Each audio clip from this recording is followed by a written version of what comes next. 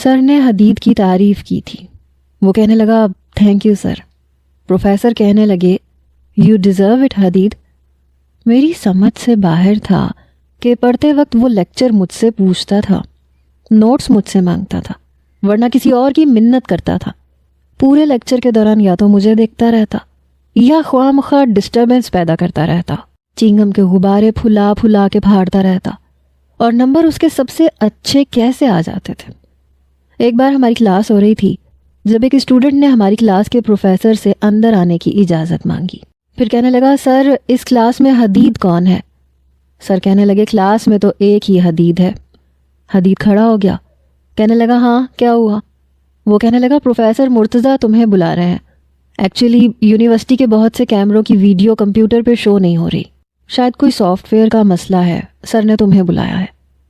یہ سن کے مجھے ایک دھچکا سا لگا.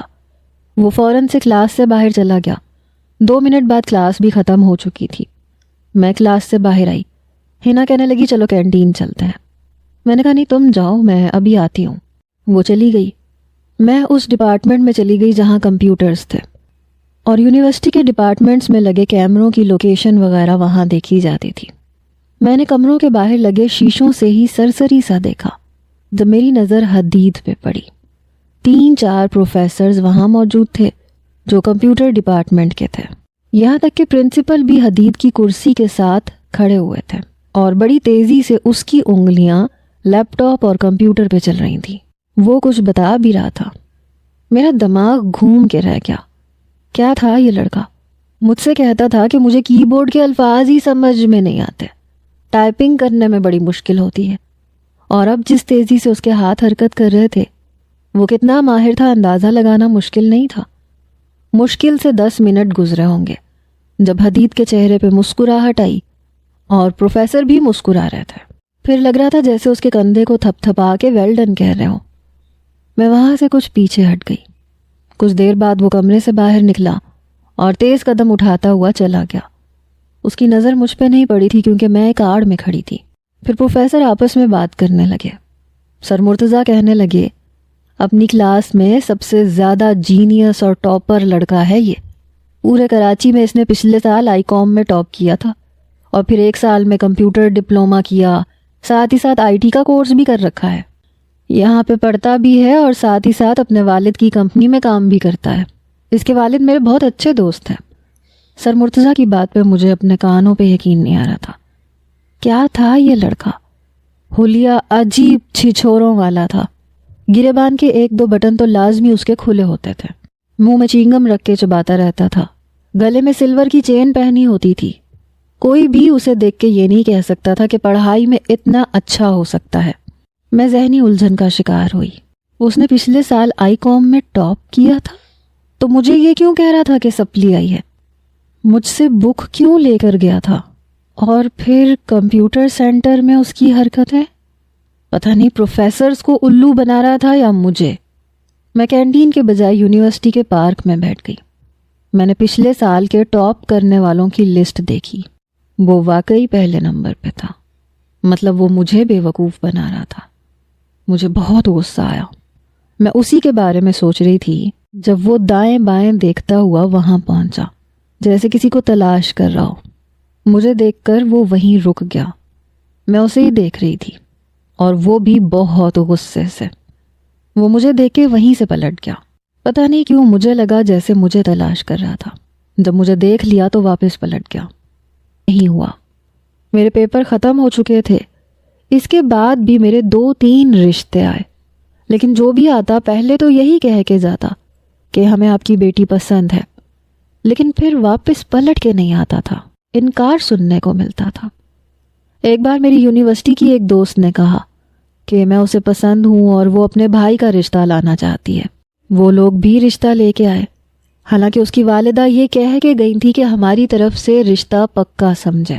لیکن پھر حمیرہ نے مجھے فون کر کے کہا کہ اس کا بھائی نہیں مان رہا، حالانکہ پہلے اس نے کہا تھا کہ میرا بھائی تمہیں 1-2 بار دیکھ چکا ہے، تم اسے پسند ہو اور ہم اسی کی خواہش پہ تمہارے گھر آنا چاہتے ہیں.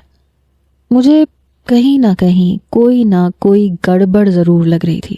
میں نے کہا حمیرہ میں ایک بات پوچھوں تم سے، کہنے لگی ہاں پوچھو۔ میں نے کہا سچ سچ بتاؤ وجہ کیا ہے؟ وہ بہانے بنانے لگی۔ میں نے کہا دیکھو میں کسی سے کچھ نہیں کہوں گی لیکن کوئی تو وجہ ہے۔ کل تک تمہارا بھائی مجھے پسند کرتا تھا اور اس کے کہنے پہ تم آئی تھی۔ کہنے لگی ایکچولی سعد نے بتایا تھا کہ ایک نوجوان ہے جس نے اسے دھمکی دی ہے کہ اگر سعد نے رشتے کے لیے حامی بھری تو وہ اسے چھوڑے گا نہیں۔ میں نے کہا اچھا، تم بس میرا ایک کام کر دو، اپنے بھائی سے کہنا کہ اس لڑکے کو فون کر کے یہ کہہ دے کہ اس نے رشتے کے لیے ہاں کر دی ہے اور وہ اس کا جو بگاڑنا چاہتا ہے بگاڑ لے، اور ایک ایڈریس اسے سینڈ کر دیں کہ یہاں آ کے اس سے بات کرے۔ ہمیرا کہنے لگی میں ایسا کیوں کہوں؟ میں نے کہا میں دیکھنا چاہتی ہوں کہ وہ شخص ہے کون، کیونکہ انکار کرنے والا تمہارے بھائی کا پہلا رشتہ نہیں ہے۔ بہت سارے رشتے آئے ہیں جنہیں میں اچھی لگتی تھی، یہاں سے جاتے تھے تو یہی کہتے تھے کہ ہمیں آپ کی بیٹی پسند ہے، لیکن واپس پلٹ کے نہیں آتے۔ یقیناً یہ دھمکی صرف تمہارے بھائی کو ہی نہیں ملی، اور بھی بہت سے لوگوں کو ملی ہوگی۔ مجھے دیکھنا ہے کہ وہ کون ہے۔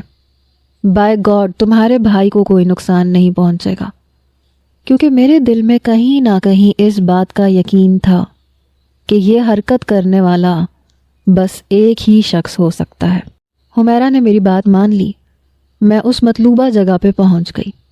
وہ ہوٹل کا ایک کمرہ تھا جہاں میں پہلے سے چھپی ہوئی تھی، اور ہمیرا کا بھائی بھی وہیں موجود تھا۔ ہمیرا بھی میرے ساتھ اسی کمرے سے منسلک گیلری میں تھی۔ جب دروازے پہ دستک ہوئی، دروازہ کھلا تو وہی تھا، حدید۔ وہ اندر آیا، دروازہ بند کیا، سعد سے کہنے لگا تمہیں شرافت کی زبان سمجھ میں نہیں آئی تھی؟ جب میں نے کہا تھا انکار کر دو تو انکار کیوں نہیں کیا؟ یہ کہہ کے اس نے جیب سے پسٹل نکال لی۔ سعد بری طرح سے گھبرا گیا، لیکن میں فوراً سے گیلری سے کمرے میں آئی اور اس کے سامنے آ کے کھڑی ہو گئی۔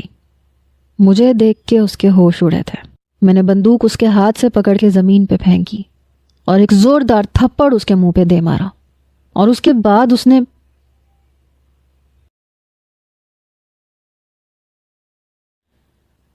اس بار حدید نے مجھے بڑے غصے سے دیکھا تھا۔ میں نے کہا بہت بڑے بدماش ہو تم، ایسی حرکتیں کر کے کیا ثابت کرنا چاہتے ہو؟ مجھے پا لو گے یا میں تم سے شادی کر لوں گی؟ میری بات پہ وہ چپ چاپ نظریں جھکائے میری باتیں سن رہا تھا، اپنی دونوں مٹھیاں بھینچی ہوئی تھی۔ میں نے کہا آئندہ اگر تم نے میرے لیے کوئی بھی رکاوٹ ڈالنے کی کوشش کی تو یاد رکھنا چھوڑوں گی نہیں تمہیں۔ یہ کہہ کے میں کمرے سے باہر نکل گئی۔ چند قدم چلتے ہی مجھے لگا کسی نے بڑی مضبوطی سے میرا بازو پکڑا تھا۔ میں نے دیکھا تو حدید تھا، تیز قدموں سے مجھے باہر لے جانے لگا۔ یہ کیا کر رہے ہو تم؟ چھوڑو مجھے۔ لیکن اس نے کوئی جواب نہیں دیا، چپ چاپ مجھے کوریڈور سے لفٹ کی جانب لے جانے لگا۔ حدید میرا ہاتھ چھوڑو ورنہ میں شور مچا دوں گی۔ وہ پتہ نہیں کس مٹی کا بنا ہوا تھا، مجھے لفٹ کے اندر لے گیا، لفٹ بند کر دی۔ چھوڑو مجھے حدید، میں شور مچا دوں گی۔ لیکن اس پہ میری کسی بات کا کوئی اثر ہی نہیں تھا۔ ہیلپ، کوئی ہے؟ میں چلائی، لیکن وہ کسی پتھر کی طرح کھڑا تھا۔ جیسے ہی گراؤنڈ فلور پہ لفٹ رکی، وہ مجھے باہر لے جانے لگا۔ کوئی بچاؤ! میں پھر سے چلائی۔ وہاں پہ کام کرنے والے کئی نوجوان آگے بڑھے، مگر حدید نے ان کی طرف پسٹل تان لی۔ کوئی بھی آگے آیا تو جان سے مار ڈالوں گا، بڑے غضبناک لہجے سے وہ بولا تھا۔ سب لوگ پیچھے ہٹ گئے۔ وہ باہر آیا اور مجھے ڈرائیونگ سیٹ پہ بٹھایا، کہنے لگا دوسری سیٹ پہ بیٹھو۔ میں آگے ہو کے فرنٹ سیٹ پہ بیٹھ گئی۔ ابھی بھی میرا بازو اسی کے ہاتھ میں تھا، وہ ڈرائیونگ سیٹ سنبھال چکا تھا۔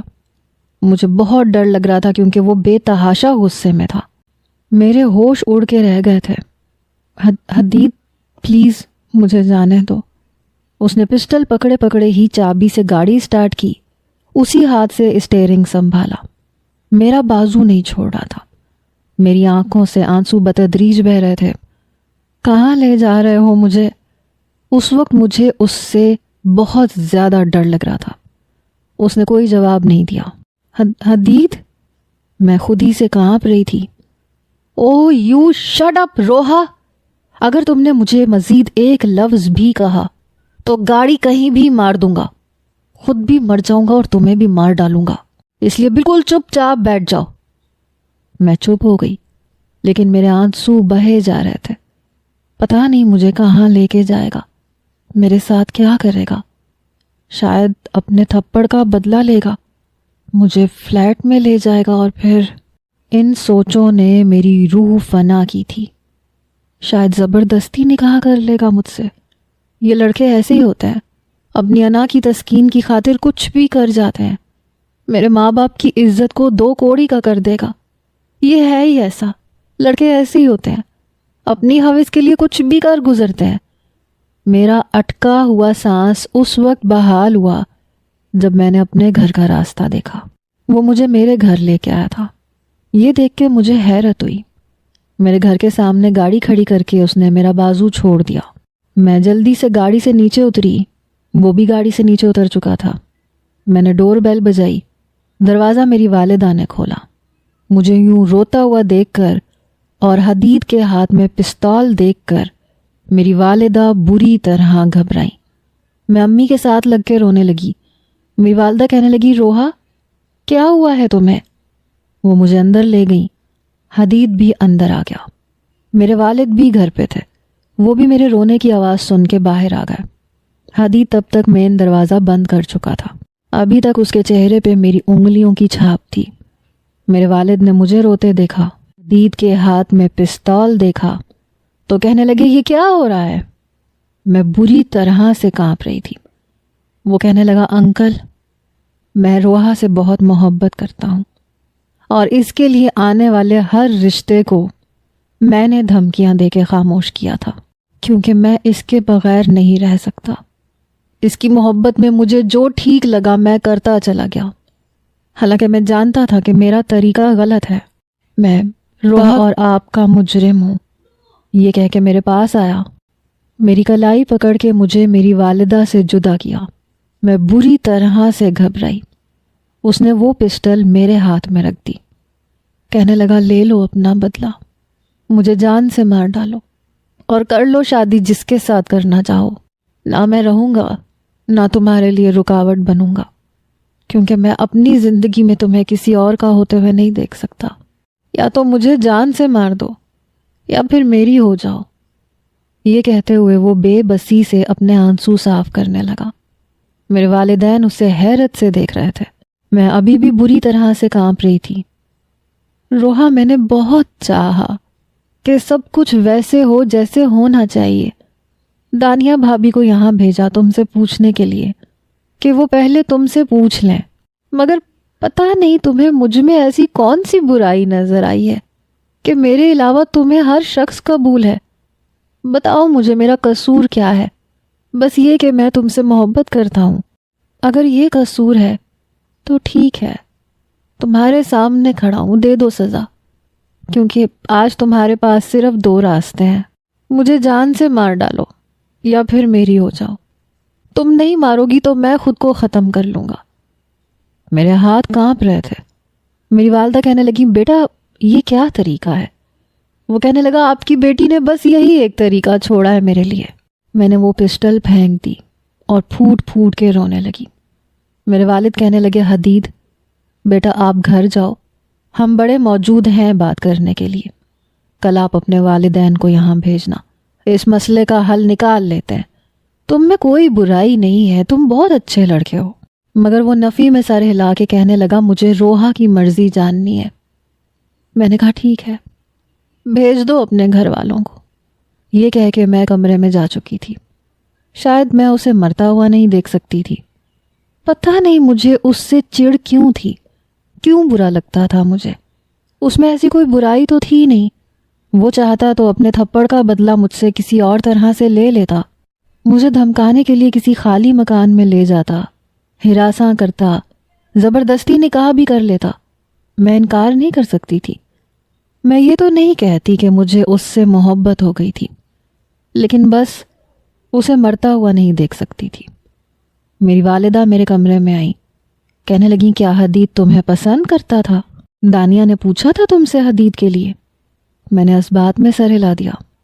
میری والدہ کہنے لگی، تو تم نے انکار کیوں کیا؟ کیا دماغ خراب تھا تمہارا؟ ارے ہم تو فوراً سے مان جاتے، دانیہ کتنی خوش ہے اپنے سسرال میں. ایسے گھرانے تو خوش نصیب لڑکیوں کو ملتے ہیں، بے وقوف لڑکی. میں نے کہا بس، پتہ نہیں کیوں لیکن مجھے وہ اچھا نہیں لگتا. میری ماں کہنے لگی تمہیں کبھی کوئی اچھا لگا بھی ہے سوائے کتابوں کے؟ بہرحال اگلے روز دانیہ اور عارف بھائی بھی اپنے والدین کے ساتھ آئے تھے. دانیہ کہنے لگی شکر ہے روحا تمہیں کچھ عقل تو آئی. حدید بہت اچھا لڑکا ہے اور پاگل ایسے شوہر تو خوش نصیب لڑکیوں کو ملتے ہیں. عارف سے زیادہ اچھی عادت کا مالک ہے. دانیہ کہنے لگی اگر تم ابھی بھی نہ مانتی تو وہ سچ مچ خود کو کچھ کر لیتا، اتنی شدت سے چاہتا ہے تمہیں. بہرحال اندازہ تو مجھے بھی ہو چکا تھا. حدید کی والدہ کہنے لگیں کہ حدید نے منگنی سے منع کیا ہے، کہتا ہے نکاح کروں گا.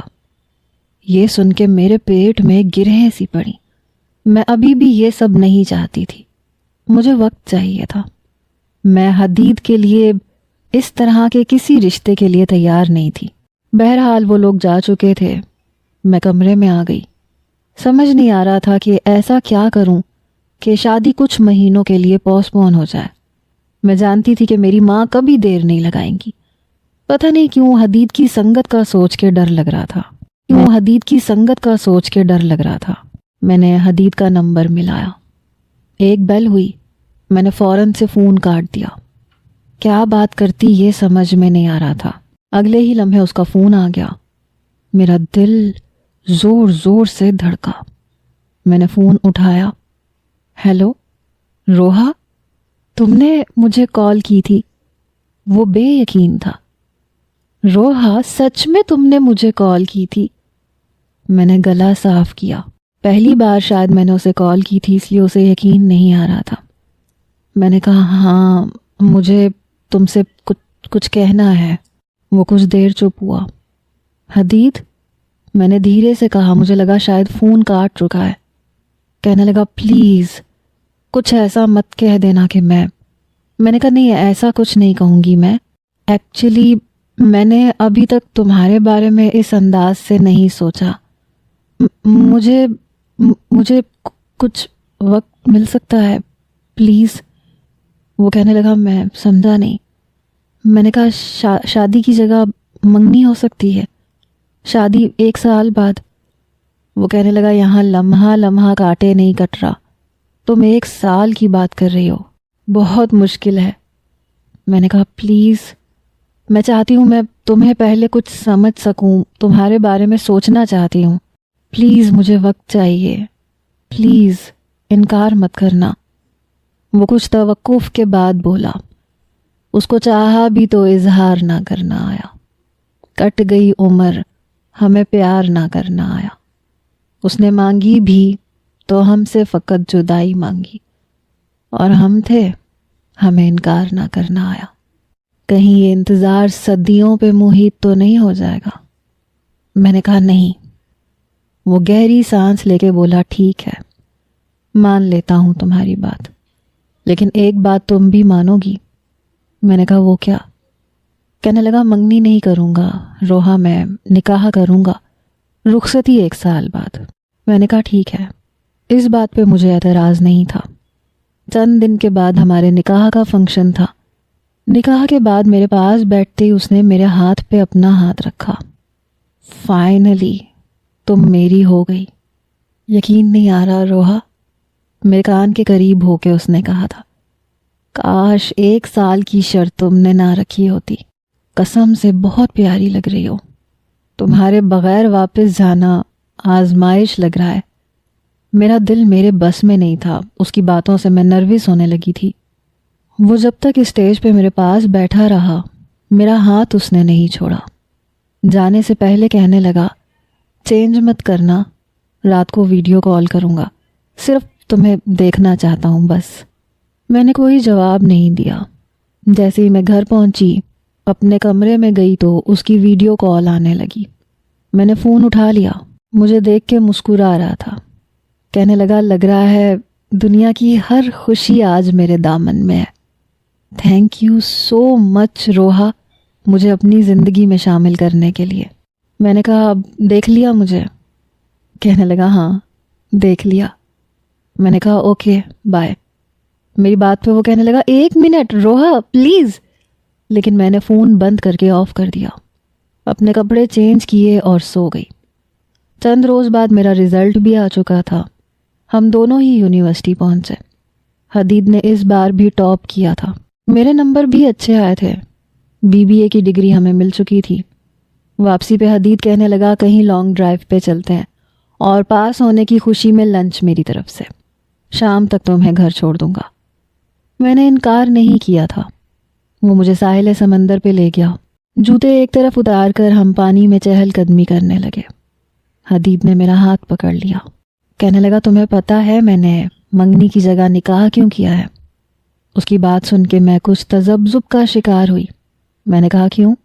کہنے لگا سچ میں روحا تم سے ڈر لگتا ہے، کہیں تم ارادہ نہ بدل لو، منگنی کے بعد انکار نہ کر دو۔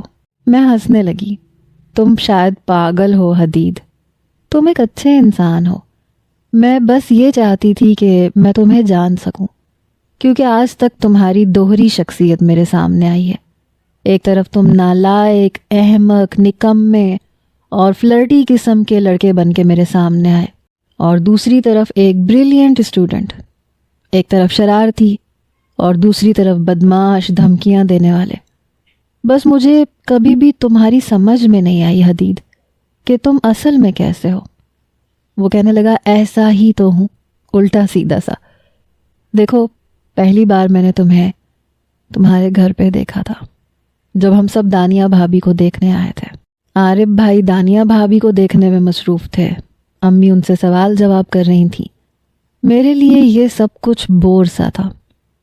تبھی میری نظر تم پہ پڑی، تم نے ڈرائنگ روم میں آ کے نہ سلام کیا، نہ ہمیں دیکھنے کی زحمت کی، ہاتھ میں کتاب پکڑے، ساتھ میں چائے کا کپ پکڑے۔ تم شاید کسی مضمون کا رٹا لگاتے ہوئے اپنے کمرے میں گئی تھی۔ پہلی بار تم مجھے بہت بے وقوف اور اسٹوپڈ سی لگی تھی، لیکن بلو کلر میں سج رہی تھی۔ پھر دوسری بار میں نے تمہیں بک شاپ پہ دیکھا، میں اپنے لیے بک خریدنے آیا تھا، لیکن تمہیں دیکھ کر ایک شرارت سی سوجی، اس لیے تمہارے پاس آ گیا، اور تم نے مجھے نمبر بڑے آرام سے دے دیا، حالانکہ مجھے امید نہیں تھی کہ تم ایک اجنبی کو اتنی آسانی سے نمبر دے سکتی ہو۔ تیسری بار منگنی کے ہال میں جو کچھ تم نے کیا، مجھے تم اچھی لگنے لگی۔ بس پھر میں نے جان بوجھ کے تم سے کتاب مانگی، تمہارے ہی کمپیوٹر سینٹر میں داخلہ لیا، تمہاری یونیورسٹی جوائن کی۔ یہ سب کیوں کیا پتہ نہیں، پھر کب تم میرے دل کی مکین بن گئیں پتہ ہی نہیں چلا، مگر جب تم مجھ سے ناراض ہوئی تب مجھے پہلی بار یہ لگا کہ نہیں، تم کچھ خاص ہو چکی ہو، تمہارے بغیر رہنا ممکن نہیں ہے۔ روحا میں نے آج تک اتنی بار سوری کسی سے نہیں کہا جتنی بار تم سے کہا۔ پھر کہنے لگا بڑا غصہ آتا تھا مجھے تم پہ کہ اتنی بڑی بات تو نہیں ہے، پھر تم مجھ سے بات کرنا کیوں چھوڑ چکی تھی؟ کبھی کبھی جی چاہتا تھا تمہیں جھنجھوڑ کے رکھ دوں اور کہوں کہ تمہیں اندازہ نہیں ہے تم میرے لیے کیا ہو، لیکن ایسا کیا نہیں۔ بہت صبر کیا ہے تمہارے معاملے میں، حالانکہ میں ایسا ہوں نہیں، میں بہت جذباتی ہوں۔ بھابھی کو جب یہ بات پتہ چلی کہ تم ہی وہ لڑکی ہو تو وہ مجھے حیرت سے دیکھتی رہ گئی، لیکن خوش تھی۔ میں نے انہیں بھیجا تھا کہ تم سے بات کریں، مگر تمہارے انکار نے مجھے پاگل سا کر دیا۔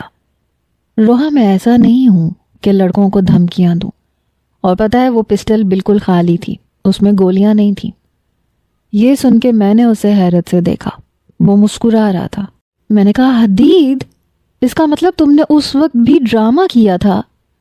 وہ کہنے لگا نہیں، وہ سب سچ تھا، بس پسٹل خالی تھی۔ میں نے کہا بہت برے ہو تم۔ وہ ہنسنے لگا، کہنے لگا تو کیا تم نے مجھے شوٹ کرنا تھا؟ میں نے کہا ہاں، ہو بھی سکتا ہے کہ میں سچ مچ تمہیں شوٹ کر دیتی، میں نے مذاق سے یہ بات کہی تھی۔ وہ کہنے لگا تمہیں مجھے مارنے کے لیے گولی چلانے کی کیا ضرورت ہے، بس مجھ سے جدا ہو کے دیکھو، مر جاؤں گا۔ اس کی اس بات پہ میرے چہرے کی مسکراہٹ غائب ہوئی۔ حدید دیکھو، ایسی باتیں مجھے بالکل اچھی نہیں لگتی۔ اچھا یہ بتاؤ، اگر میں تم سے کچھ کہوں تو مانو گے؟ وہ کہنے لگا کہو۔ میں نے کہا مجھے تمہارا پہننا اوڑھنا بالکل پسند نہیں ہے، یہ گریبان کے بٹن پورے بند کیا کرو، اور تمہاری یہ چین مجھے بہت بری لگتی ہے۔ وہ کچھ دیر چپ سا ہوا، کہنے لگا اچھا، اور کیا کیا برا لگتا ہے مجھ میں؟ میں نے کہا اور بھی بہت سی باتیں ہیں، وقت آنے پہ بتاؤں گی۔ وہ واقعی اپنی عادتیں میرے لیے بدل چکا تھا، فون پہ روز بات کرتا تھا۔ ایک بار کہنے لگا وہ جو چین تم نے مجھ سے اتروا دی تھی، جانتی ہو بچپن سے میرے گلے میں تھی، میں نے جب سے ہوش سنبھالا تھا وہ چین میرے گلے میں تھی۔ پھر کہنے لگا روحا مجھے تمہیں کچھ بتانا ہے اپنے بارے میں۔ میں نے کہا کیا بتانا ہے؟ کہنے لگا میں عارب بھائی کا سگا بھائی نہیں ہوں۔ یہ سن کے مجھے حیرت کا جھٹکا لگا۔ میں نے کہا کیا مطلب؟ کون ہو پھر؟ کہنے لگا میں لے پالک ہوں، مجھے پتا نہیں ہے کہ میں کون ہوں، مجھے بابا نے جھولے سے اٹھایا تھا۔ یہ سن کے مجھے اس کی بات پہ یقین نہیں آیا۔ میں اچانک سے اٹھ کے بیٹھی۔ جھوٹ بول رہے ہو تم، دیکھو مجھے بے وقوف مت بناؤ۔ حدید کہنے لگا روحا میں تم سے اتنی بڑی بات جھوٹ میں کہوں گا؟ بہت احسان ہے جبران صاحب کے مجھ پہ، مجھے اپنا نام دیا، بیٹا صرف کہا نہیں ہے سمجھا بھی ہے۔ میں نے کہا تمہیں کیسے پتا کہ تم لے پالک ہو؟ پتہ نہیں کیوں میری آواز حلق میں پھنسی تھی۔ کہنے لگا انہوں نے مجھے خود بتایا ہے کہ تمہیں سچ پتا ہونا چاہیے، اگر کسی اور سے معلوم ہوگا تو تمہیں زیادہ دکھ ہوگا۔ پتہ ہے روحا، تب میں بہت رویا تھا، یہ جان کے بہت دکھ ہوا تھا کہ میں ان کا سگا بیٹا نہیں ہوں، لیکن جب ان کی محبت اور خلوص میں کسی قسم کی کوئی کمی محسوس نہیں کی تو پھر لگا کہ اس سے فرق نہیں پڑتا کہ میں کس کا بیٹا ہوں۔ ابھی تک انہوں نے بیٹا سمجھا ہے تو مجھے بیٹا بن کے دکھانا چاہیے۔ اس وقت میں میٹرک میں تھا، میں نے بہت محنت کی، فرسٹ ڈویژن میں میٹرک پاس کیا۔ میں نے میٹرک کے بعد سے ہی IT کا کورس کرنا شروع کر دیا تھا۔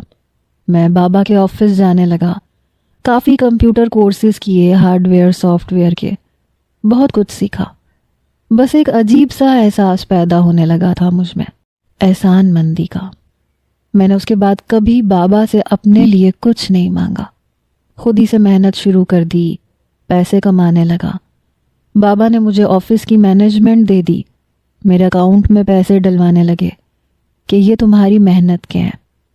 میں نے آج تک عارف بھائی اور بابا کی کسی بات کو نہیں ٹالا، شاید ٹال بھی نہیں سکتا۔ احسان مندی کا ایک بوجھ سا محسوس ہوتا ہے۔ تمہیں یہ سب کچھ اس لیے بتا رہا ہوں کہ تم میری بیوی ہو، تمہیں یہ سب کچھ پتا ہونا چاہیے۔ میں بالکل گم سم ہو کے اس کی بات سن رہی تھی۔ یہ کیسی حقیقت تھی؟ پھر وہ کہنے لگا روحا میں نے کبھی بھی خود کو عارف بھائی کے برابر نہیں سمجھا، حالانکہ ان کا رویہ ایسا ہی ہے جیسا بڑے بھائی کا ہوتا ہے۔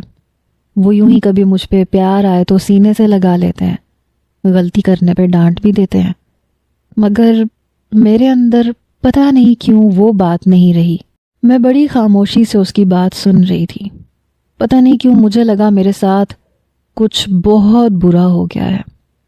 حدید مجھے نیند آ رہی ہے، میں پتہ نہیں کیوں مزید کچھ بھی سننا نہیں چاہتی تھی۔ 12 بج رہے ہیں، ہم کل بات کریں؟ وہ کہنے لگا بس 2 منٹ اور پلیز روحا۔ اتنے ملتجی انداز سے کہتا تھا کہ میں انکار نہیں کر پاتی تھی۔ پھر کہنے لگا روحا ایک بات پوچھوں؟ میں نے کہا ہاں پوچھو۔ کیا اب تم مجھ سے محبت کرتی ہو؟ کیونکہ پہلے تمہیں مجھ سے محبت نہیں تھی۔ پتہ نہیں کیوں اس کے اس سوال پہ میرے گلے میں بہت سی گرہیں پڑ چکی تھیں۔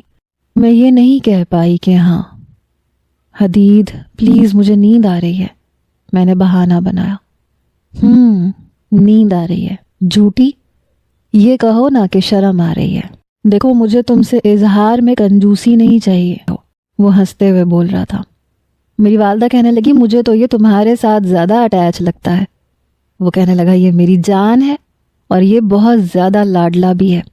جب بھی مجھے گاڑی کی چابی اٹھاتے دیکھتا ہے نا، نہ اپنی ماں کی گود میں ٹکتا ہے نہ دادی کی، تاتو تاتو بولتے ہوئے میرے پاس آ جاتا ہے۔ وہ عمیر کو چومتے ہوئے کہہ رہا تھا۔ مجبوراً مجھے اس کے ساتھ جانا پڑا۔ گاڑی کی فرنٹ سیٹ پہ میں بیٹھ گئی۔ تبھی دانیہ کی کال حدید کے موبائل پہ آنے لگی۔ وہ مسکراتے ہوئے مجھے دکھانے لگا، پھر فون اسپیکر پہ کر دیا۔ حدید کب واپس آؤ گے؟ عمیر کو بھوک لگی ہوگی۔ وہ کہنے لگا 12 بج جائیں گے، آپ چل کریں۔ عمیر نے ایک بار بھی اماں نہیں کہا، میرے ساتھ ہوتا ہے تو آپ تو اسے یاد بھی نہیں آتی۔ دانیہ کہنے لگی حدید پلیز تنگ مت کرو، بس جلدی گھر پہنچو۔ وہ کہنے لگا اس وقت تو عمیر اپنی چاچی کی گود میں ہے، اس لیے میں کچھ لیٹ ہو جاؤں گا، عمیر کی فکر نہ کریں ہمارے ساتھ ہے۔ وہ کہنے لگی تم ڈیٹ پہ میرے بیٹے کو کیوں ساتھ لے گئے ہو، ایسی ڈیٹ کا کیا فائدہ؟ وہ کہنے لگا بھابی فون اسپیکر پہ ہے، روحا سن رہی ہے، آپ جانتی ہیں اپنی اصول پسند بہن کو، ڈیٹ کہیں گی تو ابھی گاڑی سے اتر کے گھر چلی جائے گی۔ میں اپنی بیوی کے ساتھ ٹائم اسپینڈ کرنے آیا ہوں، بالکل شریفوں کی طرح، اور آپ کو پتا ہے عمیر میرے ساتھ نہ ہوتا تو آپ کی بہن منع کر دیتی۔ دانیہ کہنے لگی اوکے ٹھیک ہے، لیکن دیکھو زیادہ الٹی سیدھی چیزیں مت کھلانا عمیر کو۔ وہ کہنے لگا نہیں کھلاتا۔ دانیہ نے فون بند کر دیا۔ اف کتنی وہمی ہے تمہاری بہن، دیکھو تم ایسی مت ہونا، میں اپنے بچوں کو سب کچھ کھلاؤں گا، بچپن سے انہیں ہر چیز کا عادی بناؤں گا۔ میں نے کھڑکی سے باہر دیکھنا شروع کر دیا۔ 8 دن ایسی بھی کیا بیزی تھی کہ 2 منٹ بھی مجھ سے بات نہیں کی۔ حدید کے سوال پہ میں نے اس کی طرف دیکھا، وہ امی کے ساتھ گھر کے کاموں میں بیزی تھی، وہ سردیاں آ رہی ہیں تو سردیوں کے کپڑے نکال رہی تھی۔ میں نے جھوٹ بولا، ایسا بھی کیا کام تھا مجھ سے زیادہ خاص تھا، 2 منٹ تو بات کر سکتی تھی۔ خیر کوئی بات نہیں، دکھا لو تم نخرے، بعد میں پھر میں دکھاؤں گا، بہت تنگ کرنے والا ہوں تمہیں۔ میں نے کوئی جواب نہیں دیا۔ کہنے لگا بھائی کہہ رہے تھے مجھے شادی کے گفٹ میں دبئی کے ہنی مون کی ٹکٹس دیں گے، پورے 15 دن ہم دبئی میں رہیں گے۔ میں پتہ نہیں کیوں بے چین ہوئی، اپنے ہاتھوں کی انگلیاں چٹکنے لگی۔ حدید بہت خوش نظر آ رہا تھا۔ کہنے لگا روحا ہم شادی کی شاپنگ اکٹھے کریں گے، ویسے بھی 6 مہینے گزر چکے ہیں، پتہ نہیں اب یہ باقی کے 6 مہینے کب گزریں گے۔ میں چپ تھی۔ کیا بات ہے تم چپ کیوں ہو؟ کب سے میں ہی بولے جا رہا ہوں، تم کچھ کہہ ہی نہیں رہی۔ میں نے کہا میں کیا کہوں، میں نے اس بارے میں سوچا نہیں ہے کچھ۔ کہنے لگا تو سوچو نا، کب سوچو گی، لڑکیاں تو لڑکوں سے زیادہ خواب دیکھتی ہیں۔ اس نے گاڑی ایک آئس کریم پارلر کے سامنے کھڑی کی، پھر ہم اندر چلے گئے۔ میں نے اپنی پسند کی آئس کریم منگوائی۔ عمیر میری گود میں تھا، میں اسے بھی آئس کریم کھلانے لگی۔ حدید کہنے لگا کیا بات ہے اتنی چپ کیوں ہو، بالکل بھی باتیں نہیں کر رہی۔ میں نے کہا بس یوں ہی، ایکچولی کافی دن سے امی کے ساتھ کام کروا رہی تھی تو تھک گئی تھی، ابھی بھی نیند آ رہی ہے۔ میں اسے شاید سچ نہیں بتا سکتی تھی کہ اس کی سچائی نے مجھے بے چین کر دیا ہے۔ میں اس کی محبت پہ شک نہیں کر سکتی تھی، وہ سچ میں مجھ سے محبت کرتا تھا، مجھے بھی اچھا لگنے لگا تھا، میں اس سے باتیں بھی کرتی تھی، ہنستی بھی تھی۔